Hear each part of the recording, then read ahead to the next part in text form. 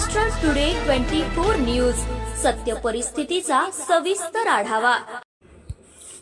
राष्ट्रवादी शरद पवार गट स्थानिक स्वराज्य संस्थांच्या निवडणुकीत गेम चेंजर ठरणार, शरद पवारांनी घेतला सर्वात मोठा निर्णय। राज्यात स्थानिक स्वराज्य संस्थांच्या निवडणुकीचं बिगुल वाजलं आहे। या पार्श्वभूमीवर राष्ट्रवादी शरद पवार गटाच्या कोर कमिटीची महत्त्वाची बैठक पार पडली।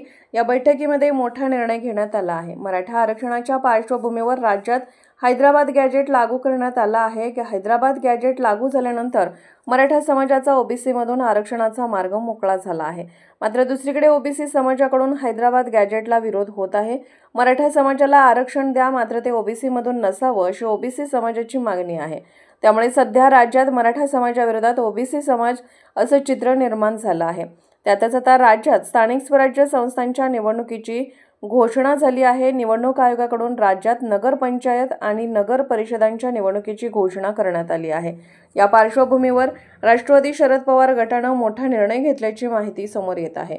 आगामी स्थानिक स्वराज्य संस्थांच्या निवडणुकीच्या पार्श्वभूमीवर राष्ट्रवादी शरद पवार गटाच्या कोर कमिटीची महत्त्वाची बैठक पार पडली। सूत्रांकडून मिळालेल्या माहिती या बैठकीमध्ये मोठा निर्णय घेण्यात आला। स्थानिक स्वराज्य संस्थांच्या निवडणुकीत मूळ ओबीसी असलेल्या उमेदवारांना संधी द्या। ज्या ठिकाणी मूळ ओबीसी उमेदवार मिळणार नाही, केवळ त्याच ठिकाणी पर्यायी कुणबी प्रमाणपत्र मिळालेल्या इच्छुकाला संधी द्या, अशा स्पष्ट सूचना या कोर कमिटीच्या बैठकीमध्ये राष्ट्रवादी शरद पवार गटाचे अध्यक्ष शरद पवार यांनी पक्षातील आमदार खासदारांना दिल्या आहेत। महाराष्ट्र टुडे मराठीसाठी व्हिडिओ रिपोर्ट।